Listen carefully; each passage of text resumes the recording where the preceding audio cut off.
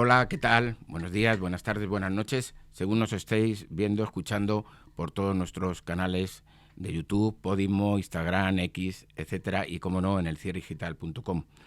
Hoy cambiamos un poco lo que es nuestra temática general para hacer una entrevista importante, sobre todo importante por los acontecimientos que están ocurriendo en España en los últimos días y sobre todo en el Congreso de los Diputados, donde estamos viendo pues precisamente ya un enfrentamiento dialéctico y sobre todo político que hacía falta en España entre las dos fuerzas más importantes, entre el partido que en estos momentos gobierna España, que es el Partido Socialista Obrero Español, y el partido líder de la oposición, como es el Partido Popular. Muchos son los escándalos que nos están rodeando en estos momentos, el caso Ábalos, la ley de amnistía, son muchos los casos que en estos momentos preocupan mucho a los españoles.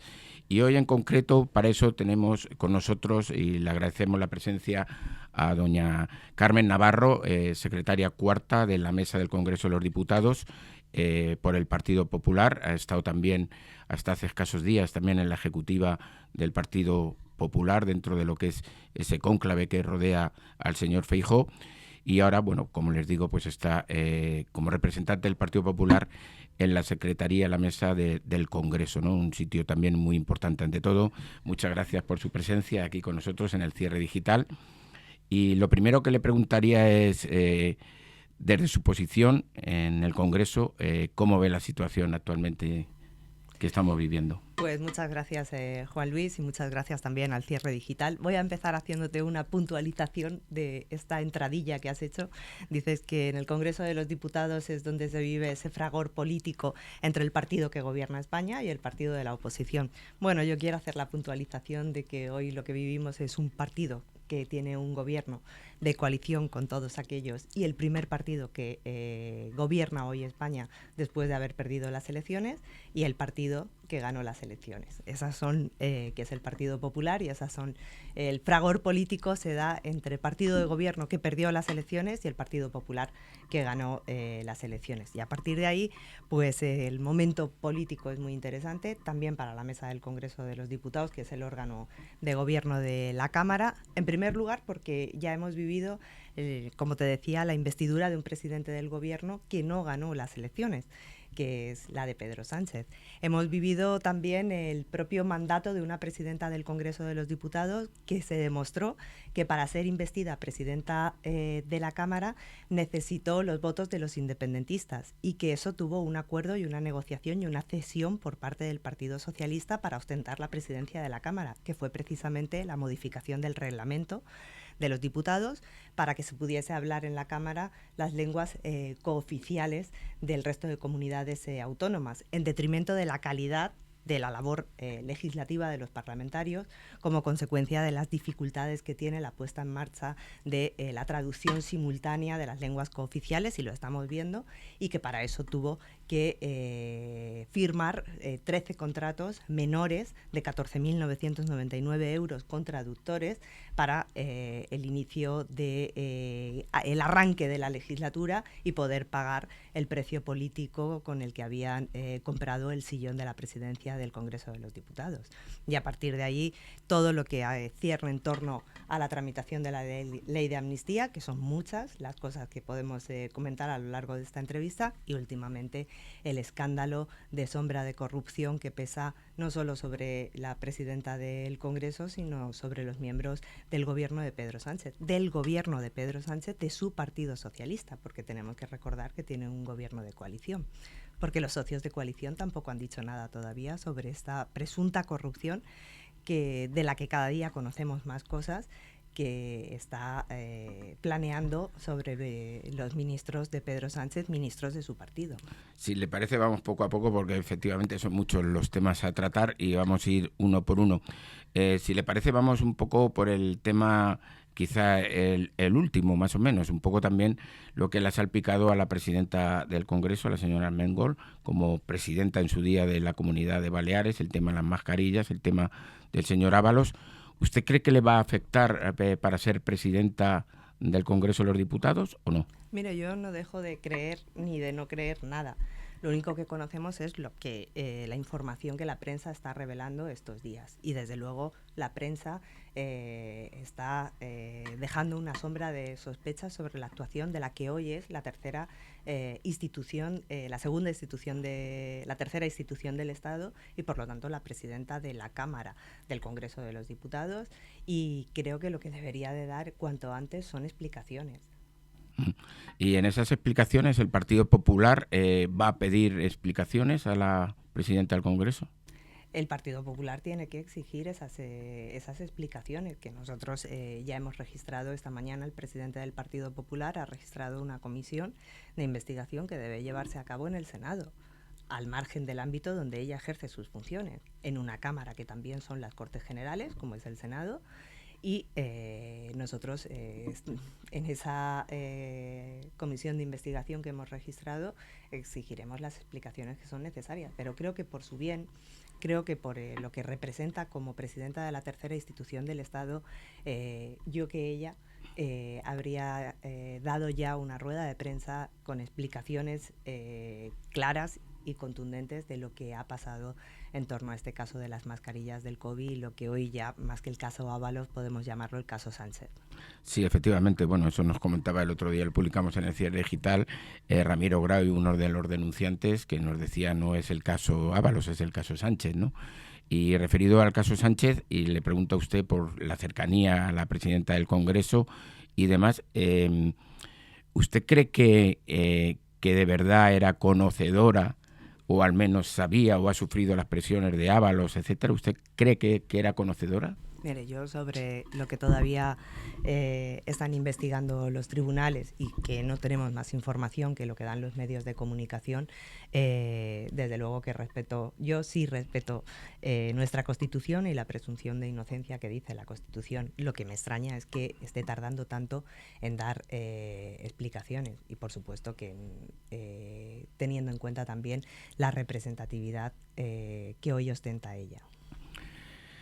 Hablando también de otro de los temas que ha señalado y precisamente también dejando ahora después hablaremos del señor Ábalos, el hecho de la presidenta del Congreso, el tema de la ley de amnistía. Usted está en la mesa, en representación del Partido Popular. ¿Usted ha visto maniobras para poder acelerar, dilatar la ley de amnistía según los intereses del PSOE por parte de la presidenta, por parte de los miembros de la mesa? Mire, como miembro de la mesa, yo le puedo decir la cantidad de veces que los miembros de la mesa que pertenecen a otra fuerza política, en este caso al Partido Popular, distinta de la fuerza política en la que milita la presidenta de la Cámara, hemos votado en contra de sus decisiones. Son innumerables las veces que ha traído de forma atropellada puntos sobre el orden del día de la mesa a tratar, de tal manera que supusiesen, primero, un desconocimiento por parte del resto de miembros de la mesa para poder estudiarlos. Y en segundo lugar, porque suponía una alteración importante de la aplicación del reglamento y de la norma vigente, que quiero recordarles que tiene carácter de ley orgánica y por la cual tiene que regirse toda la actividad de la Cámara. Y le voy a poner algunos ejemplos de ello. El primero fue la calificación de la ley de amnistía, para lo cual era necesario un informe preceptivo, si bien no vinculante, de los letrados de la Cámara.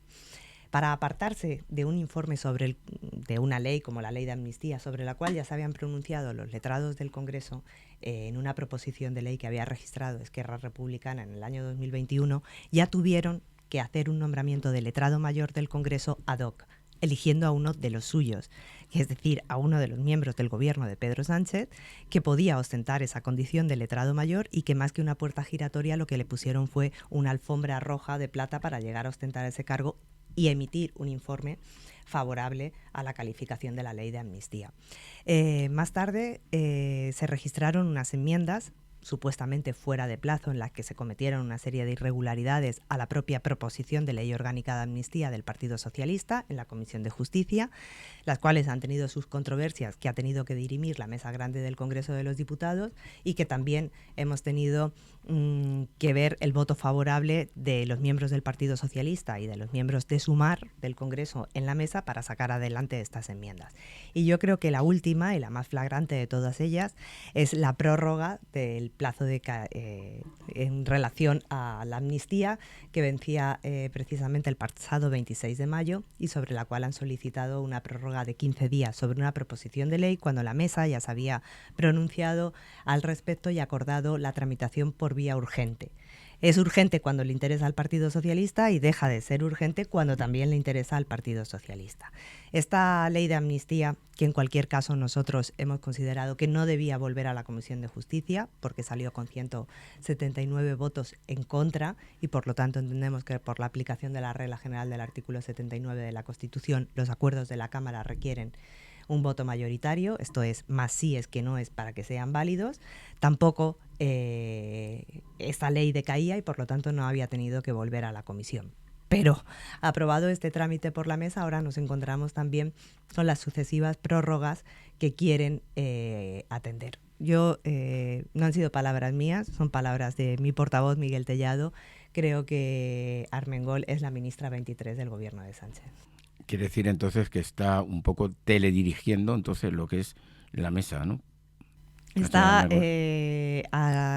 salvaguardando los intereses del gobierno de Pedro Sánchez y yo creo que ahora mismo su mandato no tiene mejor respuesta ni resumen que esta definición de considerar a la presidenta del Congreso la ministra 23 del gobierno de Sánchez.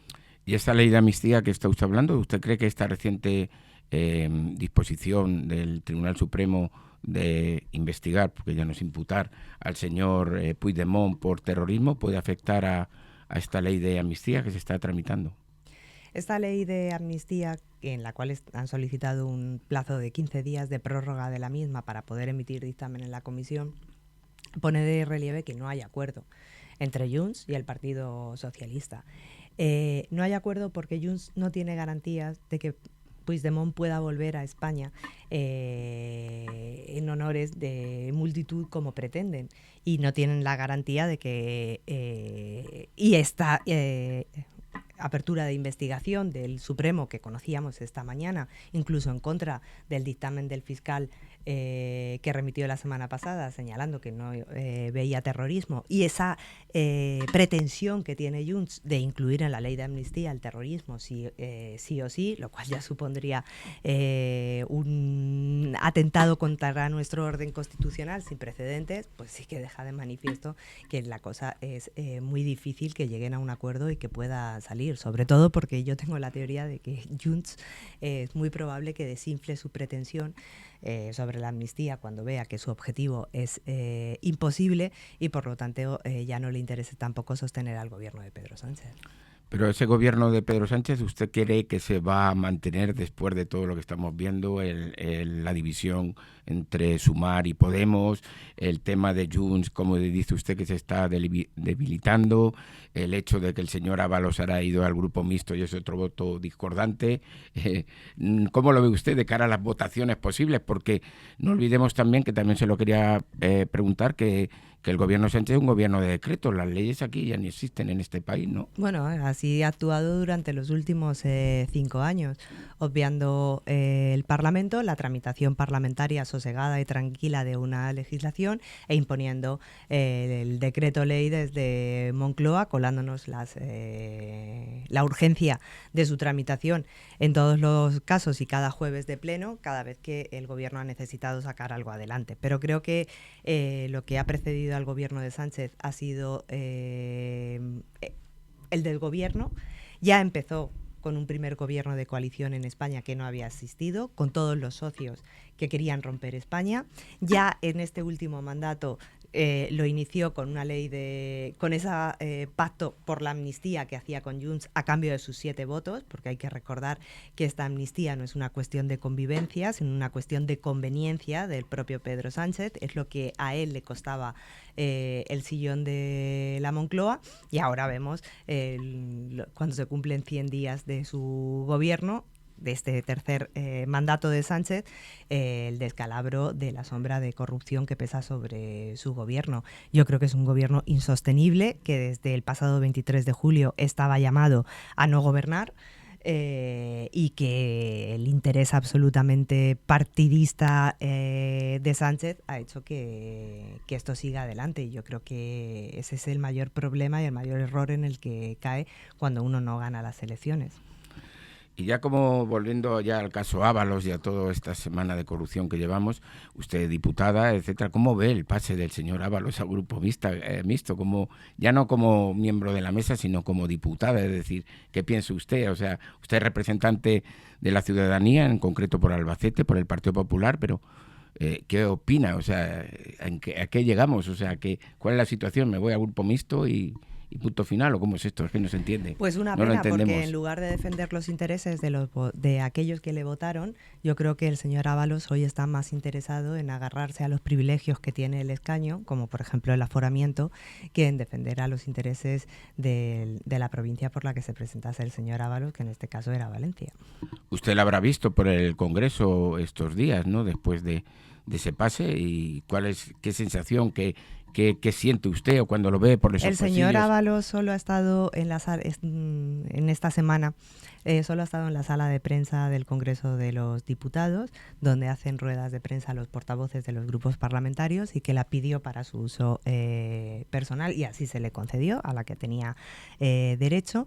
Por cierto, hizo más o menos coincidir su intervención con la hora de inicio del Pleno. Y yo creo que muchos diputados al inicio del pleno del martes estaban más pendientes de la comparecencia de Ábalos en la sala de prensa que de lo que se estaba hablando directamente en el hemiciclo, que era la toma en consideración de una proposición de ley de otro grupo parlamentario. Pero pisar el hemiciclo, el señor Ábalos no ha pisado el hemiciclo esta semana y no ha emitido su voto. ¿Y usted cree que lo va a pisar? Yo creo que solo va a hacer aquello que convenga a sus intereses. Ha demostrado que ese político que decía la militancia del Partido Socialista que tanto quería es capaz de cambiar sus principios, como el que cambia de chaqueta cuando le aprieta a él. Y creo que en este momento le aprieta bastante, y que yo en su lugar ya hubiese dimitido también. Y explíquenos un poco para todos los seguidores del Cierre Digital, un poco, y sobre todo para todos los que entendamos qué es el grupo mixto, cómo se forma, qué beneficios tiene, un poco que sepamos qué es el grupo mixto, porque muchos no sabemos, yo sí en concreto, pero muchísimos no saben qué es el grupo mixto, cómo se forma, qué beneficios tiene secretaria, tiene chofer, ¿qué tiene? Explíquenoslo un poco. Bueno, no hay tantos medios materiales y humanos en la Cámara como muchos piensan. Este es un Parlamento, el español, muy austero, sinceramente. Pero sí, tener y conformar grupo político también genera una serie de beneficios y de privilegios. Por cierto, otra de las muchas argucias con que ha utilizado Armengol para dar privilegios a sus socios de gobierno, entre ellos a Junts y a Esquerra Republicana, hay que reconocerlos cuando les concedió grupo propio. El grupo mixto es aquel que se conforma de aquellas fuerzas políticas que no han obtenido los requisitos necesarios para tener un grupo político propio dentro de la Cámara, como por ejemplo en este caso Coalición Canaria, como el Bloque Nacionalista Gallego, y allí van a parar UPyN en Navarra. Estos diputados, porque todos los diputados obtienen el acta de forma personal, pero tienen la obligación de adscribirse a un grupo parlamentario. Es el que recibe la asignación que paga el Estado por cada diputado, y que viene establecido en la legislación para cobrar la subvención correspondiente para que puedan hacer su labor y puedan representar a sus vecinos, y por lo tanto puedan desempeñar su trabajo y las funciones de diputado. El turno de intervención de cada grupo parlamentario se divide entre todos los miembros del grupo mixto. También se turna la portavocía de ese grupo mixto en cada periodo de sesiones. No creo que al señor Ábalos le llegue la portavocía del grupo mixto. Y tienen también una serie de puestos en las comisiones, que ahora también el grupo mixto, desde que se sumaron también las diputadas de Podemos, al irse del grupo Sumar, nunca mejor dicho, pues va a acabar siendo el grupo mayoritario del Congreso de los Diputados, porque parece que es donde acuden todos aquellos, ¿no?, que están Podemos, enfadados. El señor Ábalos, el Bloque Nacionalista, Coalición Canaria y Unión del Pueblo Navarro, o sea que sí. Y el importe, si no recuerdo mal, son unos 4.700 euros aproximadamente, ¿no? Lo que puede cobrar el señor Ábalos como dentro del grupo mixto, aproximadamente, ¿no? Sí, o quizás un poco menos, dependiendo de lo que quieran ahora escribirlo en los puestos de las comisiones Las que le comisiones, corresponde al claro. grupo mixto. También será una negociación que tendrá él que lidiar dentro de los miembros del grupo mixto. En cualquier caso, y con la sospecha de corrupción que hoy versa sobre él, lo menos es cuánto cobre el señor Hombre, Ábalos yo y creo que también saber es importante cuánto porque lo ha daño ha hecho. reconocido él también, que era importante el dinero, que tiene problemas familiares importantes. Eso Pues lo mira, reconoció en la esa, rueda de prensa. ¿no ve? Pues esa es la gran tristeza de esta familia, de la política española, lo que viene a degradarla y el flaco favor que Pedro Sánchez y todos sus acólitos están haciendo a la política. Esta no puede ser una profesión, este no puede ser un medio de vida. Defiendo que a la política se viene con grandísima vocación de servicio público, que se tiene que convertir en una dedicación de unos años de tu vida y que igual que se entra, se sale. Y tener el apego, tener tu fuente de ingresos y de mantenimiento de tu familia en el puesto de escaño en el Congreso de los Diputados es una gran pena y un flaco favor que hacemos a este país. Y ya también como periodista, también como ciudadano, porque lo preguntan bastantes seguidores también del Cierre Digital, desde el punto de vista cómo es posible que un gobierno que tiene hoy, se ha producido esta semana también la reprobación de nuevo del señor Marlaska en el Congreso, ya no es una, son dos o tres, ya no Gracias recuerdo. a la ¿Ves? abstención de los socios de gobierno de Pedro Sánchez, entre ellos Junts.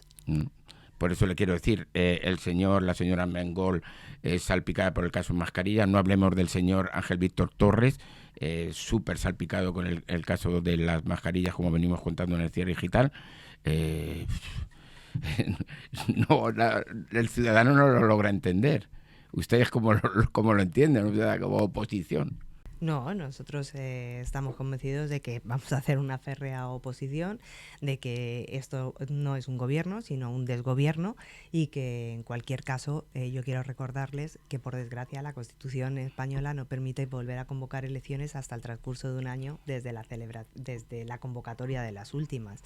Pero creo que empiezan la cuenta atrás de los días para Sánchez y para su gobierno. También nos preguntan... ¿hasta dónde está dispuesto a llegar el Partido Popular? Permítame la pregunta. El Partido Popular va a ser absolutamente contundente. Este gobierno no puede hacerse el adalid de los bolsillos de cristal cuando tiene los mayores casos de corrupción a sus espaldas. Como quiero recordarle el caso ERE de Andalucía y veremos a ver en lo que queda esta trama de la que solo hemos tirado un poquito de la manta cuando se tire y florezca toda la corrupción en torno a la compra de mascarillas. Quiero recordar en los días más tristes de la pandemia que estaba viviendo España, cuando cada día morían miles de personas. Efectivamente, por eso le quería preguntar, sobre todo porque, bueno, nos recuerdan a los que ya somos muy veteranos en el periodismo y demás, esa oposición que se hizo al señor González en el año 1993, que luego resultó que ganó las elecciones de nuevo, pero bueno, una posición bastante fuerte por parte entonces del señor Aznar, señor Rato, señor Casco, bueno, etcétera, todo lo que era entonces el aparato de Génova.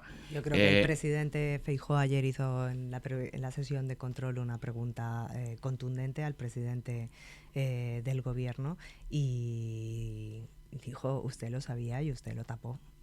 Esa Sí, es yo la creo línea, que esa es la línea por la que van a seguir va a ustedes, seguir el ¿no? Partido Popular. Uh-huh. Es lo que pregunta la ciudadanía, si van a seguir en esa línea. Sí, porque nosotros no tenemos nada que esconder. Y usted como dentro de la mesa, como representante del Partido Popular, ¿hasta dónde puede llegar?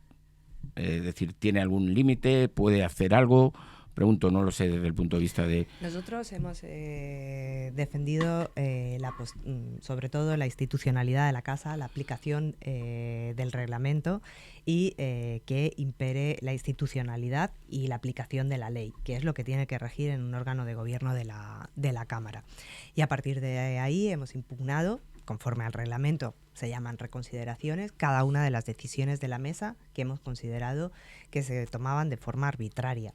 Y aún así seguiremos en todos los pasos con las vías de los recursos judiciales en los que nos ampara la ley y siempre que así lo considere también el grupo parlamentario. retomando ya para finalizar ya la entrevista, volvemos a lo que usted decía en esa puntualización que ha hecho de la entradilla que hacíamos aquí en el cierre digital, desde el punto de vista de que es una lucha del partido gobernante contra todos los demás. ¿Quiere decir que también en la mesa del Congreso es el Partido Popular contra todos los demás? Bueno, a mí me gusta definir la mesa del Congreso 5-4. Me dicen, ¿qué habéis hecho hoy en la mesa del Congreso? Y les digo, el reglamento hoy de la mesa del Congreso se llama 5-4. 5 votos a favor de 3 miembros del Partido Socialista y 2 de Sumar y 4 en contra del Partido Popular. O sea que siempre es una derrota. Siempre es una derrota, pero siempre estaremos defendiendo, y así consta en todas las actas de cada una de las mesas que se celebra, cuál era la postura del Partido Popular. Esto es muy importante porque luego también formarán parte de esos expedientes que se están mandando a órganos constitucionales que defienden la democracia, como por ejemplo la Comisión de Venecia, y la postura que se ha defendido en cada una de las veces que nos han avasallado retorciendo el reglamento o saltándose el reglamento de la Cámara y la normativa que tenían que aplicar. Y a partir de ahí, pues en un trabajo duro e intenso, porque ese 5-4 revierta y sea un 4-5. Y vamos ya a terminar con, si le parece, le voy a hacer, sobre todo es un resumen, un compendio de todo lo que hemos hablado, que me pareció muy interesante, pero le voy a pedir unos titulares o una pequeña entradilla o sinopsis, pero no más allá de lo que son, diríamos, 3 líneas en el periodismo. Ley de amnistía, futuro. Yo creo que Pedro Sánchez estaría dispuesto a aprobar la ley de amnistía, pero seguramente los que hayan perdido el interés en la propia ley de amnistía sea Junts, teniendo en cuenta que sus pretensiones no van a ser recogidas en esa proposición de ley. ¿Quiere decir entonces ruptura Junts-PSOE? Ruptura Junts-PSOE, muy probable. ¿Cree que esto, permítame, voy a hacer un inciso, cree que le va a afectar al PSOE de cara a las catalanas? Evidentemente está también el caso ya de mascarillas. Ya le está afectando en las catalanas, porque aquí hay un partido socialista catalán, el PSC, que le está pasando factura con los constitucionalistas de Cataluña. Es que en todo esto de la amnistía nosotros hablamos mucho de los independentistas, pero yo digo, ¿dónde queda el catalán constitucionalista que está completamente abandonado y que durante muchos años ha encontrado refugio en ese PSC y está huido? Porque está completamente echado en brazos de los independentistas, con lo cual le va a costar un retroceso importante en sus elecciones. Pues en eso, permítame que no se lo he dicho a lo largo de la entrevista, pero sí me interesa saber también, como un titular más corto, Salvador Illa saldrá salpicado. Ustedes también van a hacer una posición acerca del exministro de Sanidad, que también tiene mucho que contar de ese tema mascarillas. Illa puede que sea la próxima víctima de Pedro Sánchez. O sea, puede ser la víctima de cara a las catalanas, claro. Sí, o sea, yo creo que fue un hombre que sacrificó su cartera de ministerio para irse a presidir la Generalitat de Cataluña, que se esforzó por centrar el mensaje del PSC en Cataluña y que sus frutos se los ha exprimido Pedro Sánchez para abrocharse él el cinturón del sillón de la Moncloa. Pues les doy una pista para que sigan ustedes, señora Navarro. Investiguen las empresas que se crearon fantasmas en torno a ese cinturón industrial de Barcelona y a lo mejor les sale algo del señor Illa y de alguna cosa más grave que lo del señor Ábalos. Hablando de Ábalos, caso Ábalos, ¿cuál será el futuro? El caso Ábalos será... Imputación, no imputación, investigación, no investigación.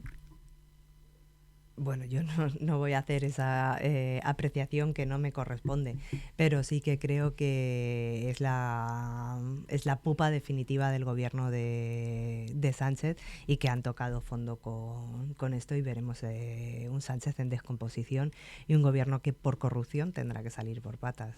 Su opinión. ¿Usted cree que ha habido un pacto de no agresión entre el señor Sánchez y el señor Ábalos? Por eso Ábalos se ha ido al grupo mixto. Su opinión. Mi opinión personal, pues teniendo en cuenta el personaje que es Pedro Sánchez, pues podría ser, ¿por qué no?, que hayan llegado a ese acuerdo de no agresión. Yo te dejo con tus privilegios como diputado y te vas al grupo mixto y tú no sigues tirando de la manta. ¿Usted cree como Pero muchos... afortunadamente aquí vivimos en un Estado de Derecho. Por supuesto. Los jueces y los fiscales y las fuerzas y cuerpos de seguridad del Estado seguirán haciendo su labor y confiamos en ellos. Usted como gran política y tiene buen olfato... Solo usted, con política me va bien, ¿eh? ¿Usted cree que es un testigo muy negativo el señor Ábalos para el gobierno Sánchez?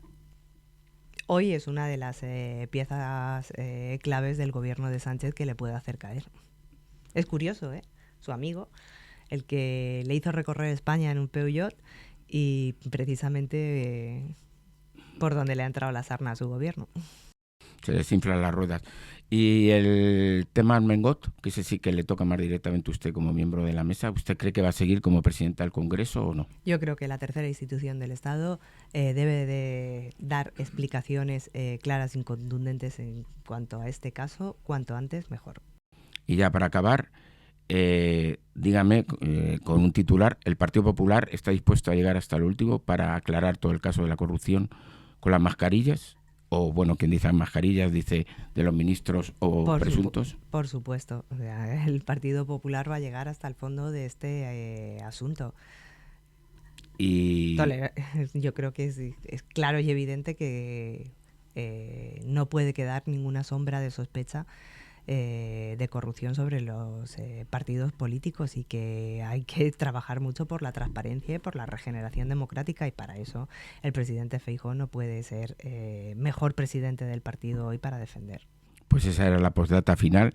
El señor Feijóo, usted es próxima al señor Feijóo, lo ha sido durante mucho tiempo y sigue siéndolo. ¿Qué le dice, qué opina, para que sepamos todos los españoles un poco qué piensa el señor Feijóo?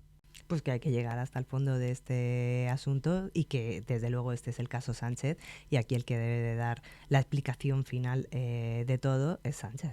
O sea, sería un poco, vuelvo a repetir a los que ya somos muy veteranos, cuando se hablaba de la X en el Congreso de los Diputados y se señalaba al señor Felipe González.